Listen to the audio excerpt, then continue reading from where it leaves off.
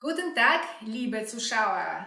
Unser Bericht ist heute dem deutschen Komponisten, Pianisten und Klavierpädagogen Adolf von Hensel gewidmet. Dieses Jahr wäre der Musiker 200 Jahre alt geworden. Aus diesem Anlass findet in seiner Heimatstadt Schwabach vom 8. bis 11. Mai 2014 das 5. internationale Hensel-Festival statt. Der junge Hensel hat in seiner deutschen Heimat einen kometenhaften Aufstieg als Komponist und Klaviervirtuose erlebt.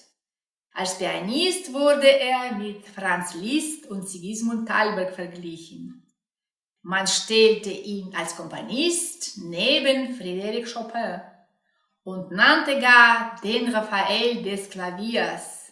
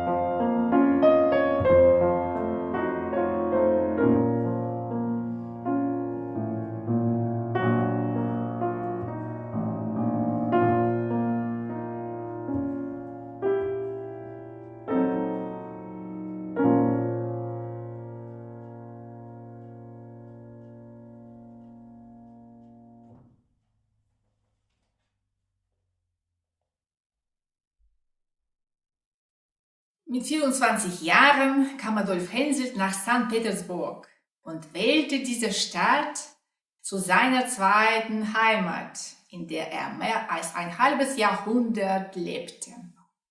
Seine ersten Konzerte haben große Furore gebracht. Leider ließen es Hensels eingegriffene Nerven nicht zu, dass er sich ständig der Konzerttätigkeit widmete.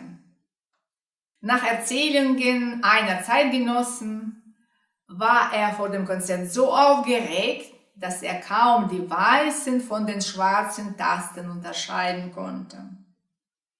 So wurden seine öffentlichen Auftritte seltener und man konnte ihn bald kaum mehr als in Adelssalons oder im Kreis seinen zahlreichen Bekannten hören. Henselt hat eine verhältnismäßig geringe Anzahl von eigenen Kompositionen hinterlassen. Doch sind diese Werke durchaus eigentümlich und besonders. So verbreiten sich seine 12 Konzertetüden Opus 2, die neben den Etüden Chopins in inhaltlicher und technischer Hinsicht eine neue Seite in der Geschichte der Klavieretüde eröffneten, noch vor ihrer Veröffentlichung in zahlreichen handschriftlichen Kopien mit unglaublicher Geschwindigkeit. Sehr beliebt war seine Poème d'amour. Angeblich verkaufte der Autor das Werk für ein paar Friedrichsdor.